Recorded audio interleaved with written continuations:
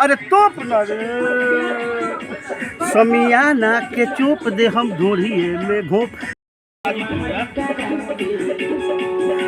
हाय आई अभी शूटिंग में बनी ये है प्रियंका मॉडल कितना सुंदर बड़ी अपना परिचय दीजिए पब्लिक को। हेलो गाइस, आप सब कैसे हैं?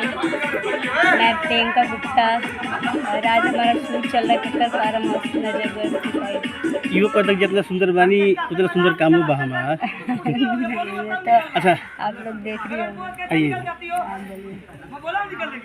अरे चढ़ल जवानी बाटे जुबना पर पानी बाटे, चढ़ल जवानी बाटे जुबना पर पानी बाटे, कहिए से कहतानी तोप तोप अरे तोप न रे समियाना के चोप दे हम ढूंढिए में घोप, समियाना के चोप दे हम ढूंढिए में घोप।